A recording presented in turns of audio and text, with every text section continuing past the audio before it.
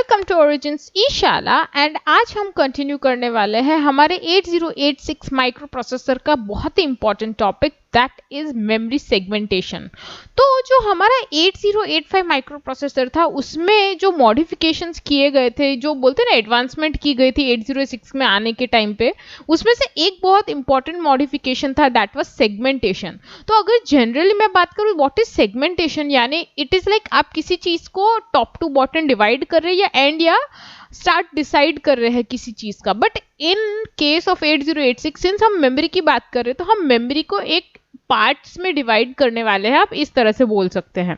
अब यहाँ पे ये चीज की क्यों जाती है, तो हमारा जो डेटा या इंस्ट्रक्शंस होते हैं मेमोरी में बहुत अच्छे से या फिर मैं कहूँ कि बहुत मैनेजेबल तरीके से रखे जा सके या अरेंज किए जा सके, यूज किए जा सके, इस पर्टिकुलर वर्क के लिए मेमोरी सेगमेंटेशन का यूज किया जाता है। और इस चीज को सपोर्ट करने के लिए हमारे पास 8086 में BIU के अंदर, यानी जो हमारा बस इंटरफेस यूनिट होता है, उसके अंदर सेगमेंट रजिस्टर्स होते हैं।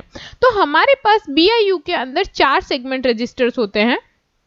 सबसे पहला होता है code segment, second data segment, third stack segment और फोर्थ होता है एक्स्ट्रा सेगमेंट। अगर आप अब नाम सुन रहे होंगे ना तो थोड़ा बहुत तो आइडिया आ ही जाता है, कोड, डेटा, स्टैक, पर फिर भी हम इसे डिस्कस करेंगे डिटेल में, don't worry about that. But ये सेगमेंट रजिस्टर्स करते क्या है हमें वो समझना बहुत जरूरी है। सबसे पहले तो ये जो सेगमेंट रजिस्टर्स होते हैं हमें इनकी साइज पता होनी चाहिए and they all are of 16 bits, यानी 16 बिट के हमारे सेगमेंट रजिस्टर्स होते हैं।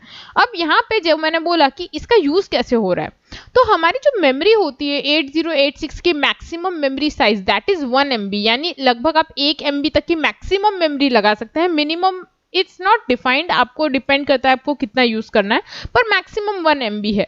अब अगर आप 1 MB की बात करेंगे तो ऑब्वियसली इस पर्टिकुलर चीज से सबसे पहले हमें याद आनी चाहिए एड्रेस लाइंस, बिकॉज अगर आपको एड्रेस लाइंस ही नहीं पता है तो आप मेमोरी कैसे डिफाइन कर रहे हैं। तो यहाँ पे अगर आप 1 MB के 2 की पावर में देखेंगे तो देखिए यहाँ पे लिखा मैंने 2 इज इक्वल टू 1 MB, यानी यहाँ पे कम से कम 20 एड्रेस लाइंस तो हमें चाहिए ही। तो यहाँ पे 8086 में 20 एड्रेस लाइंस होती है। अब यहाँ पे जो हमारा सेगमेंटेशन वाला पार्ट है वो कैसे वर्किंग में आता है वो बताती हूँ मैं आपको। तो जो 1 MB की मेमोरी है इसे टेक्निकली हम लोग 64 KB के छोटे छोटे चंक्स या आई वुड से पार्ट्स में डिवाइड करने वाले हैं। अब ये जो पार्ट्स होते हैं इन्हें हम एक्सेस करते हैं by getting the address from segment register. तो यहाँ पे सेगमेंट रजिस्टर ये जो छोटे चंक होते हैं पूरी मेमोरी का एड्रेस नहीं रखेगा, बट जो हमने ये छोटी मेमोरी का 64 KB का एक साइज बनाया है पर्टिकुलर, उसका एड्रेस हमें सेगमेंट रजिस्टर में मिल जाता है।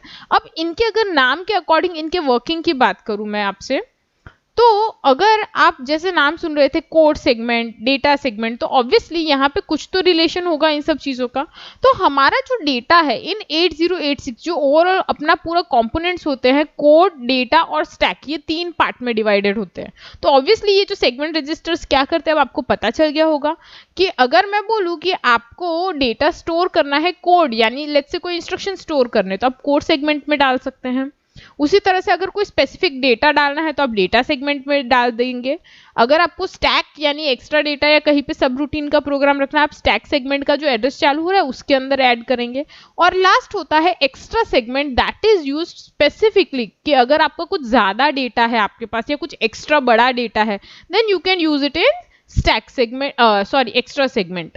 तो यहाँ पे ये जो स्टैक और ये कोड और ये डेटा ये जो बनाया गया है इसकी वजह से क्या होता है, तो तीनों जो पार्ट है डेटा के, तीनों जो हमारा वेरिएंट है कंपोनेंट्स का, ये सारे के सारे प्रोग्रामिंग के पार्ट इंडिपेंडेंट हो जाते हैं, क्योंकि कोड वाला कोड के एरिया में रहेगा, डेटा वाला डेटा के, और स्टैक वाला स्टैक में, और एक्स्ट्रा जो डेटा है वो एक्स्ट्रा डेटा के फॉर्म में।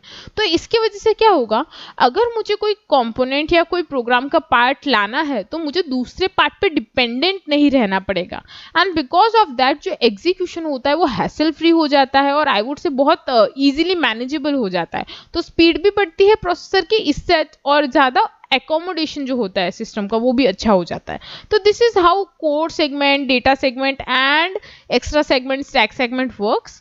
अब यहाँ पे अगर मैं आपको एक ग्राफिकल रिप्रेजेंटेशन देना चाहूँ या थीमेटिक देना चाहूँ तो देखिए ये एक मेमोरी है, मैं बोल रही हूँ लेट्स से ये मेरी 1 MB की मेमोरी। अब एक्चुअल साइज तो बहुत बड़ी होती अगर मैं एड्रेसिंग जाती, बट ये मैंने रैंडम एड्रेसेस लिए हैं। तो यहाँ पे अगर मैं बोलती कि डिवीजन दिखाना है, तो देखिए जैसे मैंने कहा एक 64 KB का मेरा कोड सेगमेंट है, उस पर्टिकुलर एड्रेस के नीचे से अगर आप देखेंगे अगेन एक 64 KB का डेटा सेगमेंट बन जाएगा, then stack segment and then extra segment. अब यहाँ पे जो हमारा एक क्वेश्चन होना चाहिए कि ये जो 64 KB की साइज है, is it fix? No, this size is not absolutely fix, ये फिक्स नहीं होती है, बट हाँ मिनिमम और मैक्सिमम डिफाइन कर सकते हैं। तो यहाँ पे ये जो 64 KB है, this is actually the maximum division that is possible. तो मिनिमम क्या होता है? मिनिमम होता है 16 बाइट्स, यानी लेट्स से अगर आपका फर्स्ट एड्रेस था 0000H, तो जो नेक्स्ट एड्रेस है 00010H होगा। अब ये 10 देख के आप 10 मत समझ जाइएगा, ये हेक्साडेसिमल का 10 है, यानी ये इट इज 16। तो यहाँ पे जो हमारा मिनिमम डिवीजन और मैक्सिमम डिवीजन है वो फिक्स होता है। यूजुअली हम मैक्सिमम की बात करते हैं, भाई मैक्सिमम कितना डिवीजन है, तो दैट इज 64 KB, और जो मिनिमम डिवीजन है दैट इज 16 बाइट्स। तो अगर आपने गलती से कोई सेगमेंट डिफाइन करने गए और 16 बाइट से ऊपर या पहले लेट्स से 15th बाइट पे सेकंड सेगमेंट डिवाइड करने का ट्राई किया, देन इट में करप्ट योर डेटा और सिस्टम में मैनेजमेंट इश्यू हो सकता है। तो हम लोगों को जो मिनिमम और मैक्सिमम बाउंड्रीज है वो ध्यान रखना है। और ये जो 16 बाइट जो मैंने बोला कि मिनिमम आपको छोड़ना ही पड़ेगा एक सेगमेंट के बाद, लेट्स से मेरा कोड सेगमेंट था वो 000H से चालू हुआ, तो अगर फिर मुझे डेटा सेगमेंट, ऐसा अज्यूम कीजिए कि ज्यादा कोड नहीं है, मेरा जो प्रोग्राम है उसके अंदर ज्यादा इंस्ट्रक्शंस नहीं है लेट्स से, तो जो नेक्स्ट यानी जो डेटा सेगमेंट है मैं कहां से चालू कर सकती हूँ? 00010 से। अगर उससे पहले गई मैं चालू करने, यानी 00F या 00009 से मैंने चालू करने की ट्राई की, इट में करप्ट और इट में mix the data in the whole memory, या हमारा जो सिस्टम है वो उसे एक्सेस करने में इश्यू होगा। तो ये जो 16 बाइट है इसे हम बोलते हैं पैराग्राफ बाउंड्री। तो ये बाउंड्री यानी ये जो सीमा है हमें हमेशा ध्यान रखनी है। तो ये हुई हमारे सेगमेंटेशन की बात। अब मैंने आपको सारे सेगमेंट रजिस्टर्स बता दिए हैं, इसका जो वर्किंग है बेसिक वो डिफाइन कर दिया है कि किस सेगमेंट में क्या क्या स्टोर होता है, और इसी के बाद मैंने आपको दिखा दिया कि पैराग्राफ बाउंड्री क्या होती है, मिनिमम और मैक्सिमम साइज क्या होती है। This was it for in terms of segmentation. अगर आपको इतना बेसिक इन्फॉर्मेशन है that is more than enough for you. I hope ये डेटा आपको पसंद आया होगा, समझ आ गया होगा अच्छे से। अगर कुछ डाउट है you can let me know in the comment section. अगर आपको वीडियो अच्छा लग ही गया है तो नीचे एक सब्सक्राइब का बटन है, लाइक का बटन है, फटाफट से क्लिक कर दीजिए, and don't forget to share it with your friends और classmates who may find this helpful. इसी के साथ अगर ये पीपीटी आप डाउनलोड करना चाहते हैं, मैंने पूरी जो 8086 की पीपीटी है चैप्टर की लिंक डिस्क्रिप्शन में डाली है, आप देख सकते हैं। हमारे ब्लॉग की लिंक है, वहां पे हमने और भी ज्यादा इंजीनियरिंग सब्जेक्ट से रिलेटेड बुक्स रखी है, free e books. You can just go there and surf it out, आपको मिल जाएंगी। I hope you may find it helpful. Thank you very much for watching this video. I will see you in the next lecture. Till then bye bye.